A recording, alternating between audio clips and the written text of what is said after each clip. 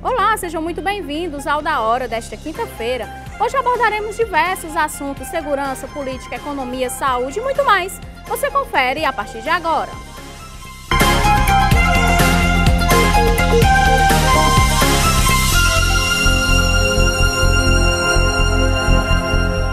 A TV União não se responsabiliza por conceitos, falas e diálogos entre os convidados em debates nos programas veiculados na grade.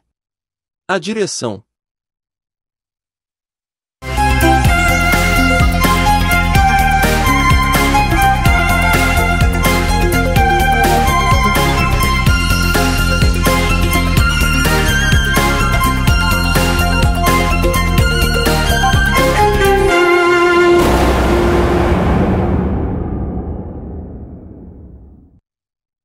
Isso aí, sejam muito bem-vindos ao Da Hora desta quinta-feira. Hoje a nossa bancada temos como convidado de toda quinta o Casqueiro. Seja bem-vindo, Casqueiro. Obrigado, Rochelle. Obrigado a TV União. Obrigado, programa Da Hora. Desliga tudo aí, vem, corre pra sala. Mas eu vou aproveitar, mandar um abraço aí pro Fernando, esposo da Lena do Vila Velha, hein? Do Vila União. Ele trabalha na Normatel CD. E o José Wilson, da portaria da Etufó. Programa promete, estamos aqui com o Dr. Regis, você vai ver o homem aí, ó. Apresentar ele mais agora. Tranquilo. A Rochelle vai trazer ele aí para esse grande programa. É isso, a gente tem hoje como convidado também o seu Régio Menezes, que é advogado criminalista e criminalista militar. Seja bem-vindo à bancada do Da Hora desta quinta-feira. Obrigado, é um prazer estar aqui com vocês, viu? Obrigado pela sua participação. E nós vamos começar falando da indenização que, depois de quase 8 anos da chacina do Curió, na Grande Messejana, o governador Eumano de Freitas enviou para a Assembleia Legislativa do Ceará um pedido de autorização para conceder indenização aos familiares e vítimas sobreviventes do episódio, limitada a até 150 mil e pensão de até um salário mínimo, a depender do beneficiário. Vou passar a bola primeiro para ele, que é criminalista militar. O que você achou dessa atitude do governador? Bem, no parecer. O Estado, quando alguns dos seus agentes, policiais, quem quer que seja, comete um ato ilícito, e através desse ato ilícito traz algum prejuízo a uma pessoa, a uma instituição, eles têm uma coisa chamada responsabilidade objetiva. O que é isso? O Estado tem o dever de indenizar, aquela pessoa que sofreu o dano, mas que para isso tem que ter um nexo de causalidade, quer dizer, o que chama? Se o agente realmente ele praticou esse ato lesivo que trouxe esse prejuízo à pessoa. No caso do Curió, pelo que eu vejo, se é uma autorização que o governador está pedindo à Assembleia Legislativa, não se trata necessariamente de algo jurídico. Me parece alguma coisa muito mais administrativa e tal, porque não se pede à Assembleia autorização para pagar a indenização. No caso assim, então, a natureza jurídica da situação pode ser diferente. Realmente, a situação do Curió foi uma situação triste para as famílias, foram realmente crimes realmente bárbaros, E a família merece realmente essa indenização, mas a questão da apuração da conduta dos agentes ainda não foi devidamente finalizada, Houve julgamento, houve júri, em que alguns agentes que eram policiais, que estavam de folga, foram condenados. Teve outro julgamento em que houve absolvição de policiais que estavam de serviço, e nesse último julgamento houve uma coisa mista. Os policiais que estavam de serviço que foram absolvidos e policiais que estavam de serviço que foram condenados. Então, assim, o processo não transitou em julgado ainda, não se pode dizer que Ele não foi concluído, não é? Não foi concluído, e assim, tem a questão do processo também civil, a indenização civil, ela pode correr paralelamente à investigação penal, criminal. Essa pode realmente rolar. Então, pode ser que dentro dessa situação o Estado esteja querendo, o governador pode ser dentro desse processo civil, autorização à Assembleia Legislativa, já que não há um diploma que regulamente uma indenização, uma conciliação prévia à sentença, pode ser que seja nesse sentido para trazer um valor de indenização para as famílias antes de concluído o processo ou civil ou penal. Casqueiro, o que você acha? Tira aí o doutor e a Rochelle que eu vou dar a minha opinião. Governador, eu gosto tanto do senhor, gosto tanto de te ver, Eumano. Deixa eu falar uma coisa aqui para você, Eumano. Você acabou de dar um atestado dizendo que foi a polícia que matou as pessoas lá do Curió. Mas eu também, meu querido governador, que eu estive do seu lado, eu não puxo o seu saco.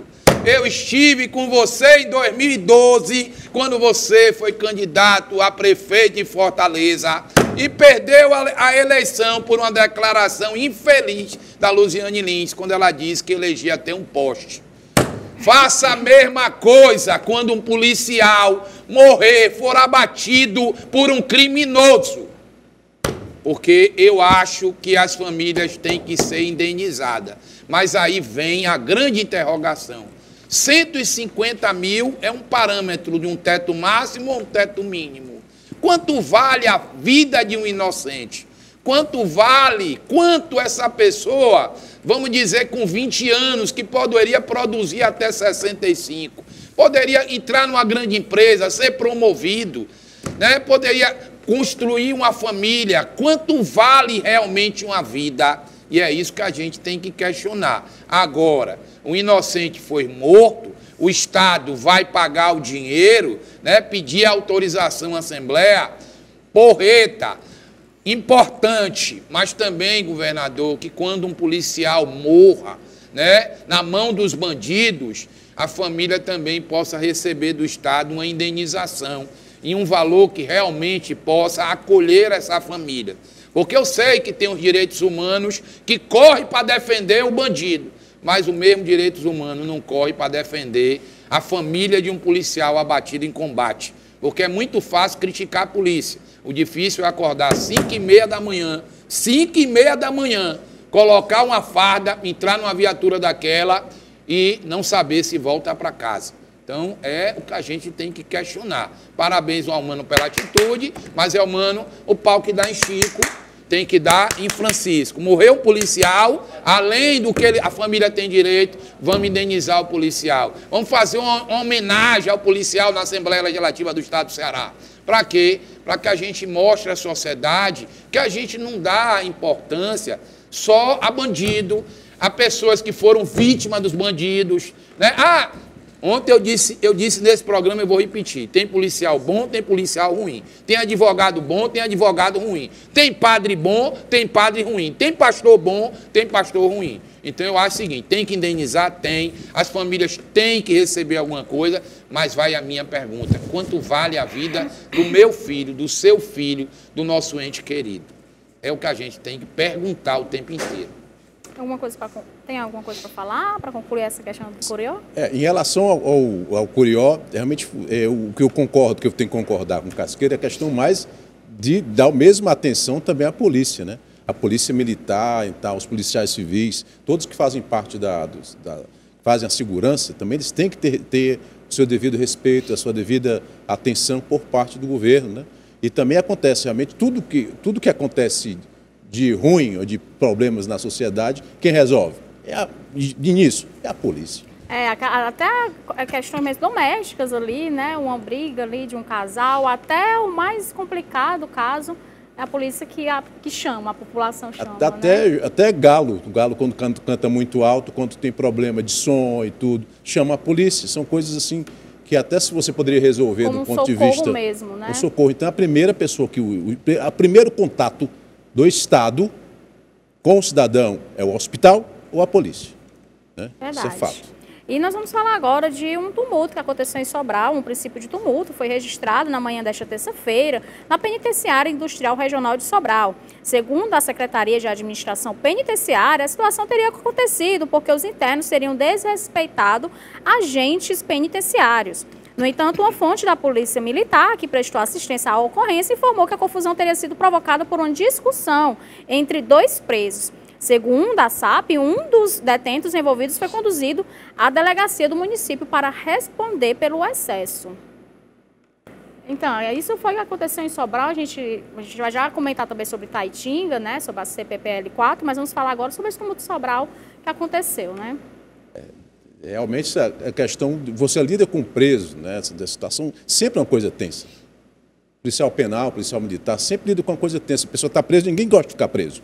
Ainda mais a pessoa que não é acostumada, às vezes, a receber ordens, a ter sua liberdade restrita, às vezes são pessoas que têm regras, têm regras, né, e mais tal, rigorosas. são mais rigorosas, né? E nós temos, infelizmente, a chaga hoje em dia, que é a chaga das facções, né? Das brigas de facções, as pessoas que, entre aspas, vestem a camisa de determinada organização criminosa, né? E eles têm um ódio só pelo fato da pessoa pertencer a outra facção. Entendeu? Então, às vezes, eles sabem que é de outra facção, qualquer chance que eles têm para causar uma vingança, ou uma briga, ou agressão, eles utilizam para se vingar, né? Isso é uma coisa lamentável, é um fato real. Então, quando tem essa questão do presídio, eles são divididos, então, né? Por facções. A ala fica facção tal, não pode jamais juntar, né? Não e aí, pode, como é que, pode. E aí, como é que é feito isso? Quando chega lá, como é que é feito? Pelo que nós conhecimentos que nós temos com os policiais penais, é algo muito, assim, eles têm uma estrutura em que são divididos. Antigamente era dividido até por presídio. Tinha uma determinada presídio que eles ficavam provisórios, que ficavam de uma facção em outra. Isso, uns tempos atrás, foi modificado. Então, eles têm presídios de várias facções, tem presos de várias facções dentro do mesmo presídio. Só que eles ficam em alas diferentes, ficam em celas diferentes. E o problema é você tentar organizar para que, vamos supor, um sai para fazer uma determinada atividade. Um banho de sol, um banho de sol, coisa de que eles não se encontrem. É uma situação logística dentro do sistema prisional que é um dos grandes problemas, um dos grandes gargalos que os policiais penais vivem hoje em dia. E é de difícil solução porque precisava de mais presídio, precisava de mais espaço, precisava de mais agentes. Tudo isso precisa de dinheiro, de organização, de muita boa vontade política em relação a isso, né? Isso é verdade. E acreditem, às vezes, mesmo a pessoa, quando não pertence a uma facção que seja, ela também pode ser agredida, porque a facção também quer tomar o poder, quer trazer esse preso, que não é vinculado a qualquer tipo dessas organizações, para que trabalhe para ela, mesmo dentro do presídio. A gente vem debatendo muito aqui na bancada em relação ao que a gente queria. Não era construir mais presídios, né? O que a gente queria, na verdade, era que a educação fosse mudada para que não precisasse construir mais presídios. Porque a gente sabe da necessidade também disso, na relação à segurança, que são decisões que têm que serem tomadas emergencialmente, né? Falando, e a educação seria algo de longo prazo e que é muito complicado e muito delicado, que é algo que não tem a base mesmo, né? Mas você tem que começar por uma hora, não é verdade?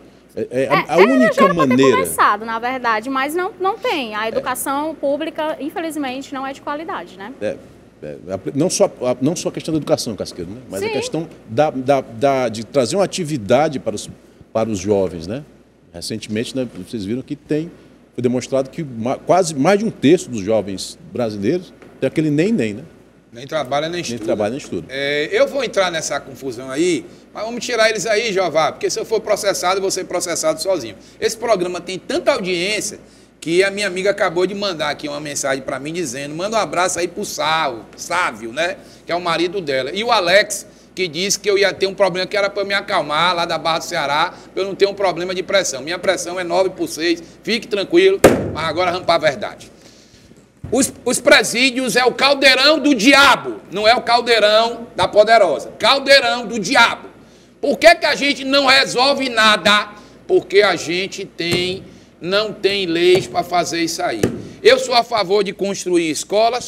Eu sou a favor. Mas eu também sou a favor de construir presídios que tenham segurança máxima, sabe? Para a gente não pegar. Imagine, minha senhora, porque na pandemia ficava num vão, 15 pessoas. Imagine 60, 80 pessoas num vão.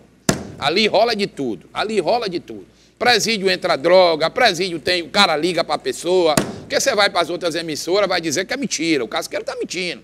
Mas dá uma olhadinha aí, que eu postei nas redes sociais, pesquise. Estavam os presos e as maconhas chegando por cima. Chegando por cima a maconha, sabe? As drogas chegando, pescaria. Tem uma pescaria dentro do presídio, a senhora sabia? Então o que é que precisa hoje? Fazer um presídio, chamar a iniciativa privada, tirar da mão do governo do Estado. Governo do Estado não é para cuidar de bandido. Governo do Estado é para cuidar de saúde, cuidar de educação, de infraestrutura. Chama a iniciativa privada, que nem é nos Estados Unidos, e vamos dizer o seguinte, eu vou lhe pagar X pelo preço, vou lhe dar o terreno, construa, tem isenção, mas aqui o cara vai ter que trabalhar, porque Cabeça vazia é a oficina do diabo. Imagine o cara que não tem nada para fazer, que fica tirando o cabelo de uma perna para botar na outra, porque ele não tem. Né? Porque do lado de fora ele rouba um celular para tomar uma cerveja, ele puxa um cordão, né? Ele fica esperando uma saidinha bancária, mas dentro do presídio o cara acorda e dorme, né? Com o quê? Com gente, como disse aqui brilhantemente o doutor. Às vezes o cara entra ali, não é de facção nenhuma, mas a facção vê que o cara é um cara que... Aí eles querem tomar, porque a única ala do presídio que ninguém mete a mão pode ter uma rebelião. O doutor sabe o que eu estou dizendo, não é mentira. É a ala dos evangélicos, porque o pessoal respeita. Por que é que respeita? Porque os caras estão ali trabalhando, ensinando o que é a religião. Ah, Casqueiro, tem como resolver. Não resolve porque não querem. Porque não querem. Porque se a gente tiver 10 dias com a caneta na mão, eu vou dizer a você que a gente resolve. E a gente vai resolver. Porque eu já vi aqui, ó, na época do Lúcio Alcântara, tinha um presídio aqui que era privatizado. O preso chegava, ele era abordado, ele recebia a roupa que ele ia usar, ele passava por uma triagem, ele sabia qual era a gangue que ele fazia parte, né? Qual era lá o grupo criminoso que ele fazia parte. É um pequeno furto. Não, esse aqui não pode ir para aqui, para essa ala. Aí eu pergunto, peraí, já que nós estamos divididos por facções, vamos criar presídio de facções. O que é que eu vou botar? Veja, isso é querer matar as pessoas. Pegar duas facções, né, e botar no mesmo presídio os caras que querem se matar para tomar o poder do tráfico. Isso não é pensar na mãe, pensar na mulher, no filho, porque o preso, ele está cumprindo a pena. Mas eu não posso penalizar a família. A família não tem culpa do cara ter virado bandido. A família não tem culpa, muitas vezes faltou pulso. Proporcional, Casqueiro, tipo assim, né, que uma pessoa que seja presa por um delito bem menor está ali misturado com esses de alta escala. O cara vai aprender tudo, Rocher. Ele vai aprender sequestro, ele vai aprender saidinha bancária, né? Ele vai aprender como dar golpe pelo telefone. Eu já recebi várias ligações do presídio, dizendo que eu ganhei um prêmio por uma operadora, um carro, 0 quilômetro. Isso é o quê, amigo? É porque não querem cuidar. A grande realidade é essa. Porque os direitos humanos só existem para bandido. Não existe para o cidadão de bem, não existe para o policial. Tá certo? Tem policial aí que não merecia vestir a farda. Mas isso aí também tem muito médico que não deveria até ser médico. Mas cabe o quê? Um trabalho duro junto à polícia, cabe um trabalho duro da segurança pública para que isso possa ser diminuído. Agora, eu não resolvo. Teve uma rebelião no presídio. Porque o cara tomou 70 facadas, lá ele. Né? 70 facadas porque era de uma facção. Peraí, cadê o Estado? Cadê o cuidado, né? Porque aquele cara ali, a gente tem que saber, ele pode sair, ele não pode, ele vai ser uma pessoa que ele vai se reintegrar à sociedade. O que é isso que a gente tem? Agora, o cara não tem nada para fazer. Passa o dia desocupado, não estuda, né? Aí nem trabalha, nem estuda, nem rouba. E fumando um cigarro do capeta, que diabo é que nós vamos esperar do caldeirão do inferno, que é os presídios? É isso. E nós vamos falar agora que após 90 dias afastado por determinação da Justiça Cearense, o diretor da Casa de Privação Provisória de Liberdade, que é a CPPL-4, investigado por episódio de tortura, retornou à função. Internos do presídio localizado na região metropolitana de Fortaleza se rebelaram contra o retorno e ocasionaram um princípio de motim na unidade. O episódio foi registrado na manhã desta terça-feira. Segundo a Secretaria da Administração Penitenciária, a confusão começou quando detentos associados ao crime organizado atingiram o rosto de três policiais penais com água sanitária. Em nota, a SAP confirmou o retorno do diretor. O prazo de afastamento provisório determinado pela Corregedoria Geral de Presídios expirou no último fim de semana. E aí eu queria perguntar, o diretor voltou para o mesmo local que ele trabalhava antes? Voltou para o mesmo local. Isso é uma questão... E aí, mas não tinha como realocar ele em outro? Assim, o que acontece? A decisão do juízo corregedor, assim, devia uma irregularidade.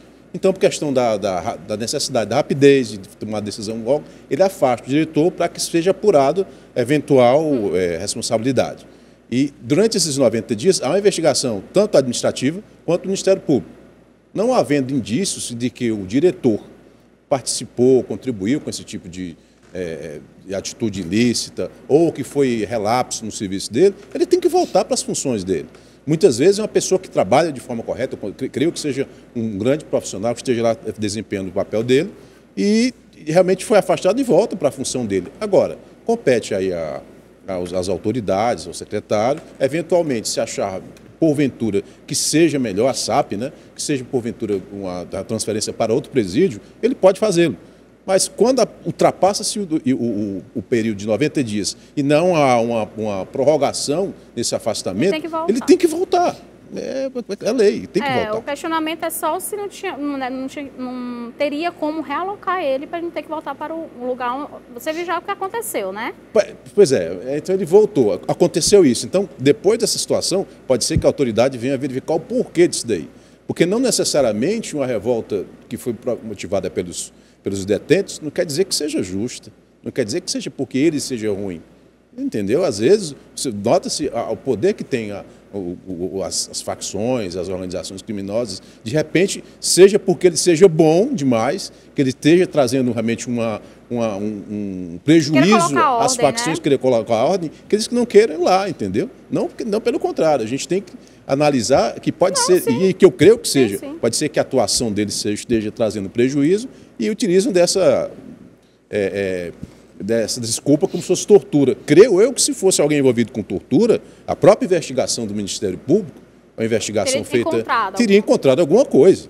Ele teria, realmente, não tem mais condição, seria afastado administrativamente do cargo dele. Para concluir esse bloco, Casqueiro, você tem opinião em relação na grande realidade, o preso está com muita moral, viu? Preso é igual o menino que a senhora diz, não faça isso. Aí ele corre para o pai para dizer, olha pai, a mãe brigou por causa disso. Entende? O cara já está preso, desocupado, sem fazer nada, né? Quem manda são as facções, porque se não mandasse, eles não eram separados por facção. A facção existe, o crime organizado existe, e o que a gente precisa agora é apurar. Por quê? Porque se o diretor teve o prazo legal de 90 dias, nada foi comprovado, por que eu tenho que substituir ele? Agora, vem uma pergunta que não quer calar. Por que será que esses presos realmente queriam a saída dele? Porque minha mãe diz que a gente tem que aprender que o pau que dá em Chico tem que dar em Francisco. Eu preciso apurar. Houve abuso, ele tem que ser penalizado. Ou ele estava tirando as regalias de muito presídio, e aí os presos se juntaram para poder, vamos tirar esse cara e botar alguém que tenha medo, que possa afrouxar a corda e a gente continuar mandando dentro do presídio. É isso que a gente tem que pensar e trazer para você aqui no programa da hora. É isso, a gente vai agora, posso chamar já o intervalo, né? Um rápido intervalo e já estamos de volta.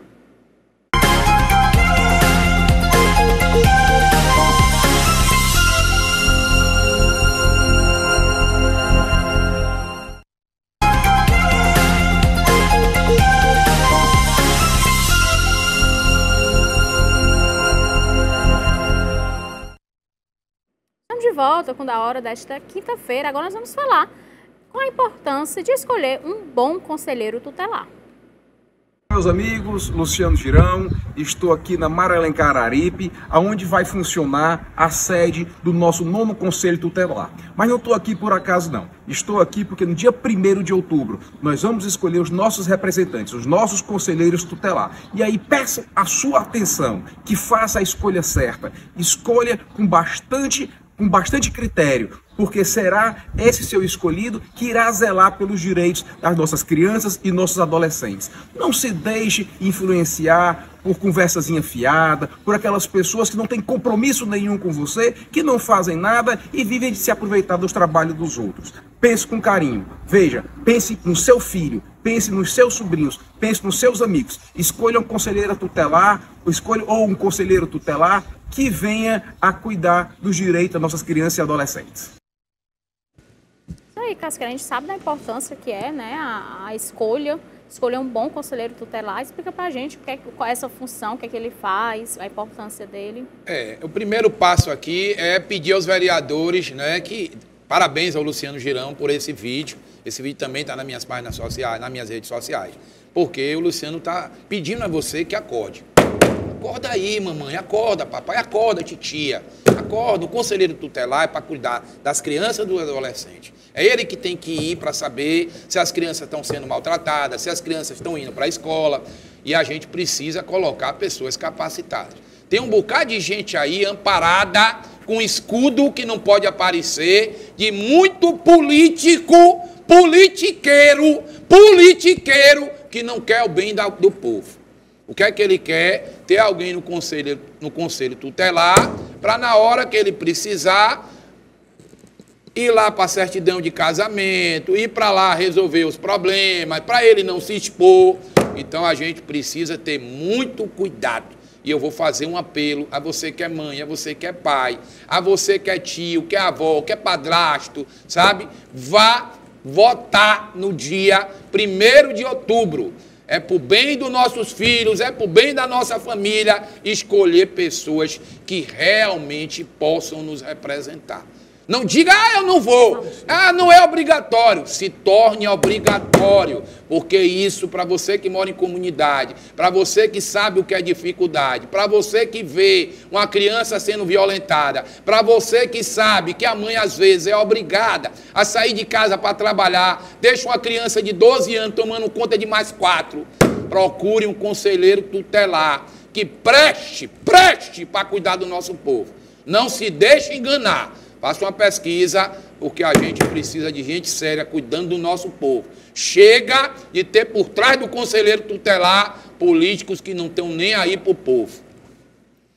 Advogado? Eu concordo que é fundamental o dever do conselheiro tutelar, fundamental, porque nós estamos numa crise não só de valores, é uma crise institucional mesmo da sociedade, né? Então, hoje em dia, a mãe precisa trabalhar, o pai precisa trabalhar, tem crianças que às vezes são submetidas à violência, de todo tipo de violência, às vezes a criança ela sofre essa violência e fica, e geralmente com uma criança ou adolescente, se guarda para si, não tem com quem falar, não tem um familiar, às vezes é uma família pequena, às vezes é uma mãe solteira, né? As mães que têm 1, 2, 3 filhos precisam trabalhar, são crianças e adolescentes abandonados. Então, se você tem a possibilidade de ter uma pessoa, um técnico, uma pessoa que tenha conhecimento, tenha comprometimento social com a situação, não necessariamente político, como muito bem falou o Casqueiro, muito embora você esteja na comunidade, é um lugar muito bom para amealhar eleitores. Mas esse não é o fato. Você está lá para tomar conta de criança, para tomar conta de adolescente, ver os problemas delas. Às vezes, uma das poucas demonstrações de carinho que ela recebe de um conselheiro tutelar. A criança nem lembra que é gente, desde ter idade. Isso é uma chance que você tem de você trazer um profissional que possa tentar dar uma solução, tanto para as crianças como às vezes para a família, um casal desestruturado, um casal com problemas de drogas, de alcoolismo, com problemas de violência doméstica. É o início da tentativa administrativa de tentar resolver isso daí, de tentar fazer com que a sociedade comece a resolver seus problemas o mais cedo possível e dentro da própria comunidade onde eles moram. O conselheiro conhece, sabe quem é quem, sabe onde é que vem. E isso daí é uma maneira de você trazer uma eficiência maior ao Estado e evitar que lá na frente se torne esses marginais que a gente tem discutido aqui durante o programa, não é? Então, que seja escolhida uma pessoa que realmente vai exercer essa função, né, da forma correta, né? Porque essa forma do cuidado, como você falou, muitas crianças hoje não têm esse cuidado, essa atenção, e quando tem, chega até a se sentir acolhido, né? E o conselheiro tutelar, eu acredito que a função dele seja essa, acolher. A grande realidade, Rochelle, né, como é que eu vou escolher um conselheiro tutelar que não gosta de criança? Como é que eu vou escolher o conselheiro tutelar que não tem um curso de mediação de conflitos? Como é que eu vou escolher um conselheiro tutelar que não vive a comunidade? Porque a grande realidade é que tem muito político, muito deputado, viu? Muito deputado. Alô, Ministério Público. O Ministério Público publicou uma nota, parabéns ao Ministério Público, dizendo que não queria nem o prefeito, nem os vereadores, mas devia ter estendido também, os deputados estaduais, deputados federais, envolvido com a eleição de conselheiro. A gente tem que escolher quem vai cuidar da gente. Que na hora de uma dificuldade, essas pessoas têm que chegar. A gente tem que saber, a senhora sabe quem é o conselheiro do seu bairro? Aonde é o conselho? Qual é o equipamento que ele tem? Isso é culpa da sociedade. A gente tem que cobrar. O que é? Qual é o papel do conselheiro tutelar? Abrir um debate. A senhora viu algum meio de comunicação trazer os principais órgãos para discutir a funcionalidade do conselheiro tutelar? Tire aí a bunda da cadeira. Domingo, chama a mamãe, o papai, a irmã, a tia, a avó, de 90 anos e vá votar.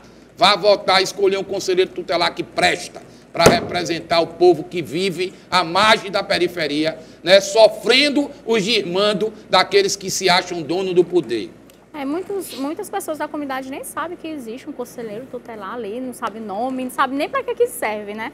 Então, eu acredito que isso também tem que ter uma conscientização, tem que ter mais divulgação, né? Para as pessoas poderem conhecer e saber a função, na hora de precisar, saber que tem aquela pessoa que é responsável por aquilo ali. Muitas vezes não sabe, né, Casqueiro? Então, não procuram um conselheiro tutelar, nem, às vezes precisa, mas não procura porque nem sabe que tem. E que precisa da pessoa, né? Rochelle, você foi agora brilhante como sempre, mas agora você deu uma pitadinha a mais para eu botar o veneno. Deixa eu dizer para vocês, você vê aí alguma propaganda do Conselho Tutelar apoiado pela Prefeitura? Alô, Sartinho de Açúcar, escuta o Casqueiro. Casqueiro quer seu bem. Vamos, Sartinho de Açúcar, destinar uma verba para os conselheiros tutelar, para que a gente possa, pelo menos a cada 30 dias, explicar para a população, que eu sei que você tem um coração bom, sabe? Você não é um caba ruim, tá certo? Explicar qual é o papel do conselheiro tutelar. Mas para quê? Porque a população precisa saber. A população precisa saber. Alô, os vereadores de Fortaleza, professor Enilson, Didi Mangueira, Adail, Luciano Girão, Germano Rimé, Bruno Mesquita, tem tanta gente boa, Michel Lins. Ana do Aracapé. Né? Ana do Aracapé, a tia Francisca. Gente, vamos criar alguma coisa que dê verba para o Conselho Tutelar, pedir aos vereadores que trabalhem em parceria, não que sirva de cabine de emprego, colocar um conselheiro tutelar. Eu tenho que cuidar do povo, não é dos votos do vereador, do prefeito, do deputado estadual nem do deputado federal. Não pode ser cabine de emprego, tem que ser em prol do povo. Em prol do povo. Eu até quero aproveitar que meu amigo ontem, que é uma pessoa que eu respeito demais, me perguntou: homem, não diga na televisão não que você não quer ser candidato. Eu não quero ser candidato. Eu quero lutar cada vez mais, até enquanto o Bar da Vila me permitir, estar na frente desse programa junto com a Rochelle, dia que ela me chama, tem dia que ela não me chama para nada, entendeu? Mas eu respeito que ela tem que trazer um monte de gente, tem que abrir o espaço, ela é democrática, essa casa é democrática, para estar aqui falando com você, que mandou uma mensagem preocupado comigo, para eu ter calma por causa da minha pressão, entendeu? Isso prova o carinho, o respeito que as pessoas têm pelaquilo que a gente diz, entendeu? Agora, prefeito Sarto, verba para os conselheiros tutelar divulgar. Prefeito Sarto, divulga mais o que você faz, homem. Divulga mais. As suas escolas são boas, as creches são boas, e o povo metendo pau em você por causa do xiringador lá da beira-mar. Eu fui até lá para tomar uma xiringada também, acredita? Tomei uma xiringada, um calor dos infernos, quando aquela água bateu em mim, eu me senti no paraíso. As brincadeiras à parte, domingo você tem um compromisso. Vá votar, saia de casa para votar. É isso aí, Casqueiro. E falando um pouquinho de política, o presidente do Senado, Rodrigo Pacheco, afirma que o Congresso vai discutir se vale a pena manter ou derrubar a reeleição no país. A proposta a ser debatida acabaria com a reeleição para cargos do Poder Executivo em nível federal, estadual e municipal. O tempo dos mandatos seria ampliado de 4 para 5 anos. As mudanças passariam a valer somente depois de 2026, sem afetar os atuais mandatários. Para Rodrigo Pacheco, a reeleição não foi boa para o Brasil. Ele quer mexer no executivo e... Vamos falar aí dos senadores e deputados também, né? Eu vou falar agora primeiro do que o doutor, tá certo? Vou falar primeiro do que o doutor. Vou dizer para vocês... Muito bom, né? Só do vou falar para o senhor, tudo mentira. Tudo mentira. Tudo mentira. Porque é diferente, Rodrigo Pacheco, do que o povo pensa. E eu vou dizer a você, Rodrigo, que você é um grande advogado, você hoje está na cadeira do Senado, já está preparando o seu sucessor. Deixa eu te contar uma coisa que talvez você não saiba. Não precisa acabar com a reeleição. Vamos fazer o seguinte, presidente da República, 5 anos. 5 anos. Depois ele não pode mais ser candidato. Não pode não ter reeleição. 5 anos, 4 anos não dá para fazer nada. Por que que não dá para fazer nada? O cara eleito pega o orçamento do anterior. Então dá 5 anos para ele. É igual a vereador. Vereador, 5 anos. Depois ele não pode, durante 10 anos, colocar a mulher, o primo, o parente, o irmão, o cunhado, né, amante, para ser vereador. Nós já temos, né? Pronto, que é o nepotismo. Mas a grande realidade é essa. Então, o que é que o vereador tem que fazer? 5 anos ele é vereador, 5 anos depois ele briga para ser deputado estadual, depois ele briga para ser deputado federal, se ele tiver cacife, briga para ser senador, aí depois de ter passado 30 anos, ele pode voltar, 20 anos ele pode voltar a se candidatar a vereador. Tem vereador aí que, por mim, deveria ser até aquele cargo ali o resto da vida. Por quê? Porque o cara só pega a trajetória do político. Esse cara é vereador, ele não saiu para deputado, mas esse cara tem esse projeto, tem esse, em benefício do povo. Mas tem vereador aí, ó, que na época da eleição lhe abraça, dá um beijo na senhora, diz que a senhora é linda, que sua casa é toda arrumada, tudo mentira. Toma até café no copo lá, né? Toma café no copo de extrato, que eu já disse. Agora em 24, bote o café com borra. Sabe como é a borra? A senhora espreme para a senhora e para ele deixa cair um pouquinho do pó. Que é para quando ele beber assim o copo, ele faz aquela cara feia. Esse aí não é do povo, não. Esse aí nunca passou dificuldade, ele não sabe o que é dificuldade. Então a grande realidade é essa. O que você acha aí da atitude do Rodrigo Pacheco, advogado? Já foi ventilado tantas vezes, né? Acaba, não acaba, acaba, não acaba, né? A eleição veio lá da época acho que foi do presidente Fernando Henrique, não foi isso, né? Fernando Henrique, essa questão da reeleição e tal. Porque, de repente, qual é a lógica? Se você tem um bom administrador executivo, você quer que ele continue o desempenho da sua atividade, se for boa. Né? Então, 5 anos no país nosso, como foi bem discutido aqui, que nós precisamos de reformas profundas, desde sempre, em 4 anos não se faz nada. Tem outras coisas também a ser analisadas. A cada 2 anos nós temos eleições. Então, diferentes, né? Diferentes. Então, o que acontece? Você tem um ano que você entra, o administrador se vê o que acontece, já no outro ano já tem eleição, que já modifica tudo. Talvez o que é mais importante do que isso é evitar que se use a máquina pública para que você faça a reeleição, para que você consiga ter uma vantagem em relação ao seu candidato. Mas aí eu falou da máquina pública, né? Eu acho que seria muito mais produtivo para a sociedade. Assim, se a sociedade se o eleitor quer votar de novo porque ele é um bom administrador, eu acho que na democracia você tem que dar direito do próprio eleitor ter essa possibilidade. O que não pode fazer é quem está lá no poder tentar ludibriar o eleitor achando que está fazendo a coisa certa, estão somente para fins de reeleição, entendeu? E se fica também muito estranho, também eu concordo com o Casqueiro, a reeleição evitar só para o executivo, por quê?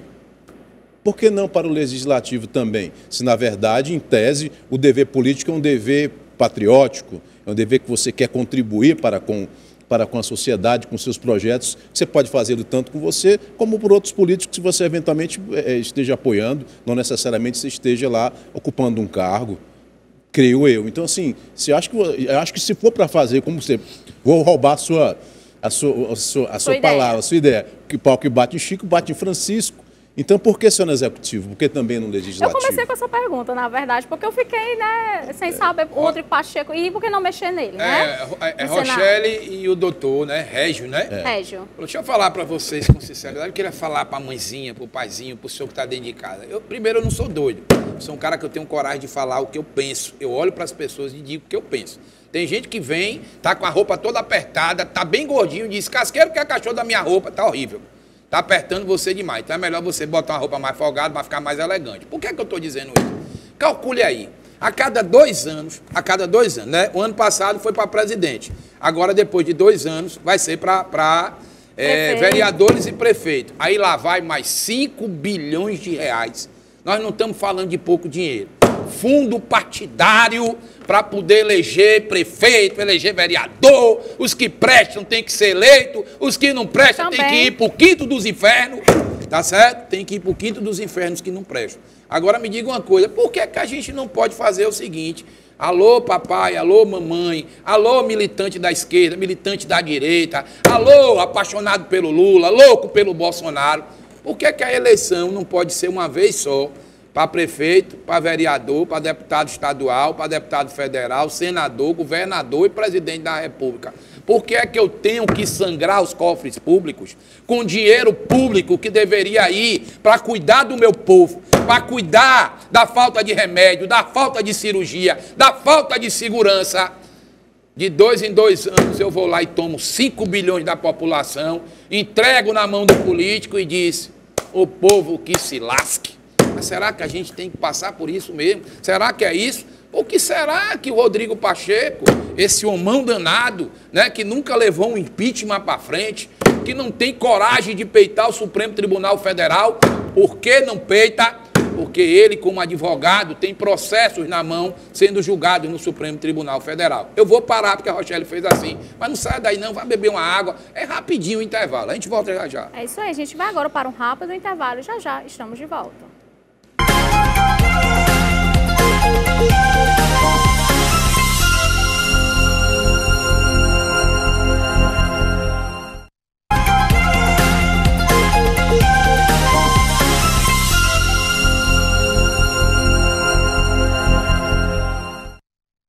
Estamos de volta com o Da Hora desta quinta-feira. A gente vai conferir agora imagens que mostram a manifestação que ocorreu contra Michel Temer em 2017. Fogo na esplanada dos ministérios. Cenário de guerra. Paus, pedras, barricadas, bombas de efeito moral, gás de pimenta, pichação, depredação de prédios públicos e de paradas de ônibus. 49 feridos, entre eles 8 policiais e 8 pessoas presas. Foi como terminou a manifestação, que começou com uma caminhada, mas perdeu o rumo logo depois. Organizada por centrais sindicais para protestar contra as reformas propostas pelo governo e pedir a saída do presidente Temer, a manifestação reuniu muita gente. A maioria chegou a Brasília nesses ônibus, quase todos patrocinados pelos sindicatos. E aí começaram os confrontos, que terminaram com quebradeira. Quando o governo percebeu que a ação dos baderneiros estava sem controle, mandou liberar os servidores que trabalhavam nos ministérios, que a essa altura eram atacados com pedras e outros objetos. No meio da tarde, o governo decidiu colocar as Forças Armadas nas ruas da capital. O ministro da Defesa diz que o presidente editou um decreto que está previsto na Constituição para garantir a lei e a ordem. No começo da noite, homens da Força Nacional e do Exército estavam em frente aos principais prédios públicos de Brasília. É isso, Casqueiro. E aí a gente fala das manifestações de 2017. Quantas pessoas foram julgadas, foram presas? Ninguém foi julgado. O pessoal, no mínimo, foi conduzido à delegacia, né, prestou um depoimento e pegaram o beco e saíram correndo. Para você ver que o pau que dá em Chico não é o mesmo que dá em Francisco. Isso aí sim é uma tentativa de golpe, né? Isso aí era porque a Dilma estava saindo, o Temer, que deu, ajudou, elaborou, planejou a saída da Dilma, né? Porque as pedaladas fiscais que a Dilma foi acusada, a Dilma caiu, sofreu impeachment, e aí as centrais sindicais foram para a rua para querer quebrar as coisas, para poder destruir, tocar fogo. Aí eu fico pensando, o cara que entrou, que tirou uma foto lá na cadeira do Senado, que sentou na cadeira do ministro do Supremo Tribunal Federal, pegou 17 anos. Aonde era que estava Alexandre de Moraes? Ah, o Alexandre ainda não era ministro do Supremo. Tá, beleza, tá ótimo. Mas o Alexandre de Moraes, ele não era, mas o Lewandowski era, né? O Gilmar Mendes era, como é o nome do outro? Peraí que agora, o Marco Aurélio era. Tem tanta gente que está aí, que era, Celso de Mello era, e eles não levaram isso como atos contra a democracia, porque era da esquerda. Aí quando é da esquerda, o que é que eles fazem? Aí ninguém pode falar nada. Essa é uma grande realidade. Juridicamente, advogado? Juridicamente falando, realmente, eu não tenho conhecimento de que alguém tenha sofrido isso aí, mesmo porque, se eu tivesse havido algum tipo de acusação ou julgamento, teria sido feito pelo STF e, com certeza, ia ser televisionado, né, da mesma forma que fizeram com os já condenados dia 8, agora de janeiro. Deixar bem claro que ambos, esse tipo de prática de depredação, isso é algo totalmente repugnante, é uma coisa que não pode ser feita, há que se fazer tudo dentro da democracia, porque se nós todos fizermos de forma indevida, a gente não pode cobrar que a pessoa seja democrática se você não quer ser democrático. Muito embora, creia eu, que, ao meu ver, que nos dois casos foi uma questão muito mais de vandalismo do que necessariamente de uma possibilidade jurídica de acabar com o poder, né? Eu não tenho conhecimento que realmente alguém tenha sido condenado por nada. E você vê que foram só 8 pessoas, e tinham, me parece, centenas no mínimo de pessoas lá lotado. E eu digo, tem uma coisa que eu vi maior gravidade no caso do Michel Temer. Eles eram um dia útil, tinham funcionários lá que receberam pedradas. Sim, tiveram que sair. Tiveram que sair, algum inocente podia ser morrido. Então, eu vejo até como uma tentativa de homicídio, ou então de lesão. Poderia ter acontecido, alguém podia ter morrido. Policiais também foram feridos, né? Quer dizer, são 2 fatos de alta gravidade que realmente nos espanta só o final da história. Não que... Eu não estou falando que tenha sido injusto agora as condenações. Não cabe a mim, porque eu não sou advogado das partes, e não posso dar uma visão jurídica, técnica no momento. Só me impressiona a diferença de tratamento em relação aos baderneiros. E falando em democracia, o Tribunal Superior Eleitoral tomou uma decisão unânime na sessão desta terça-feira, aprovando a retirada das Forças Armadas e do Supremo Tribunal Federal da lista de entidades com autorização para fiscalizar o processo eleitoral brasileiro. Com essa modificação, ambas as instituições não estão mais habilitadas para acompanhar as fases de auditoria das urnas e sistemas eleitorais. Além dessa alteração, os ministros também incorporaram o teste de integridade com biometria na norma que estabelece as diretrizes para os procedimentos de fiscalização do sistema eletrônico de votação. O presidente do TSE, Alexandre de Moraes, destacou que a participação, na verdade, se mostrou incompatível com as funções constitucionais e legais das Forças Armadas. No entanto, Moraes assegurou que o auxílio e a colaboração essenciais das Forças Armadas com a Justiça Eleitoral continuam inalterados. Acho que depois ele fala juridicamente. Na grande verdade, o condão do poder do Alexandre de Moraes chegou novamente. Veja que o Exército não vai servir para fiscalizar, mas vai servir para tomar conta da população, para a população não quebrar tudo, né? Não fazer baderna. Então o Exército, infelizmente, cada dia que passa, né? Teve até o comandante-geral do Exército que disse que foi assim... profunda, lá ele, viu? Foi profunda, foi extremamente importante a tirar o Exército da fiscalização das eleições. Peraí, ixi, Maria, é o Lula. Peraí um minutinho, pelo amor de Deus. Agora eu tenho que parar. Alô? Ô, meu patrão, meu barbudinho querido.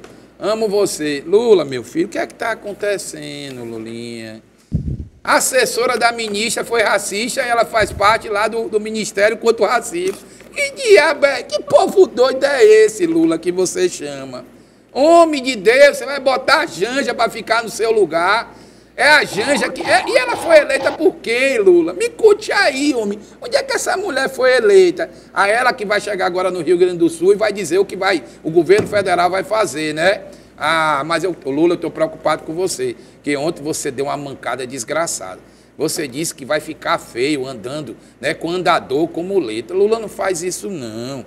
Pensa nas pessoas que andam com andador, com muleta. Lulinha, meu filho, mais uma bola fora. E outra coisa, homem, deixa eu lhe falar, a sua live, só tá de mal a pior. Não, esse telefone, eu não já te disse, homem. Eu não já disse a você, homem, que...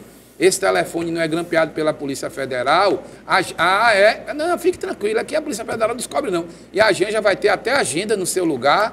Homem, agora deixa eu, para terminar o programa, já está terminando. Daqui a pouco é o Ferreira Aragão, viu? Depois o futebol aqui na União. Deixa eu lhe dizer, acabou de sair uma bomba aqui. Homem, tu corre para ver isso aí, viu? O governo Lula fechou um contrato de 87 milhões e não recebeu o medicamento. Minha Nossa Senhora, faz isso comigo não, papai Lula. Não vai poder ir pro Rio Grande do Sul, mas lá pra Índia tu foi, né? Tu é malandro mesmo, viu? Tu é malandro, viu? Eu gosto de você, pai. Fica bem, viu? Vai fazer sua cirurgia, que papai do céu lhe proteja, e você se recupere rápido. Agora, não deixa a Janja gastar mais dinheiro não, o povo não tá aguentando mais não, viu? Fica a Janja que vai mandar, né? Então é ela que vai falar comigo semana que vem. Tá bom, fica bem. Bom final de semana, pai. Tá bom. Esse é o Brasil que a gente não merece. A gente vai agora para as considerações finais. Nosso programa chegou ao fim. Queria agradecer aqui a presença, todo o conhecimento compartilhado aqui na bancada hoje. O doutor, o advogado Régio Menezes, para fazer suas considerações finais. Fique à vontade. Agradecer aqui o convite, Casqueiro, Rochelle. É um programa leve, simpático, traz as informações corretas de uma forma bem digamos assim, popular, né? Mas a gente estamos aqui sempre às ordens para trazer informações ou então aparecer em relação à parte jurídica, a das policiais. Um pouco de segurança, que é uma parte tão delicada que a gente vive, né, atualmente. Sim. Não só no Ceará, como no Brasil todo, né? A gente vê no Rio de Janeiro também a situação que está lá, né? Então a gente não pode dizer que é só no Ceará que a segurança está dessa forma, né? Lembrando que segurança a falta de segurança, no caso, segurança não é só a polícia. Segurança é um arcabouço muito maior do que isso, que começa bem antes da polícia, começa numa sociedade mais estruturada, né? Agradeço o convite, estamos sempre às ordens. Casqueiro, bem rapidinho. Bem rapidinho, que tem o Ferreira Aragão, mas ainda estou olhando aqui no relógio, ainda tem 2 minutos. Tem negócio de muito rapidinho também não, viu? Quero dizer que eu vou sentir falta de vocês. Mande mais mensagem para cá, bota aí o telefone, manda mensagem, diga que gosta de mim, que me odeia, que eu sou uma pessoa boa, que eu sou doido, que a Rochelle é maravilhosa.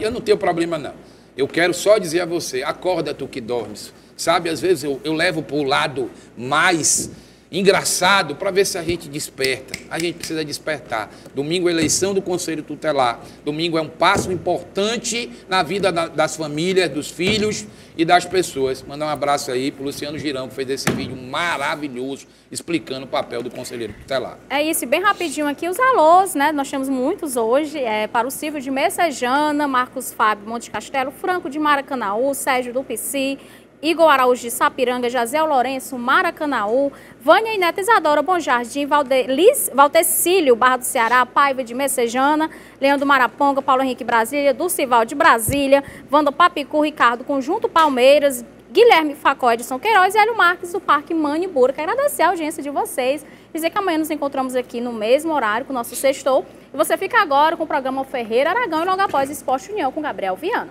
Até amanhã.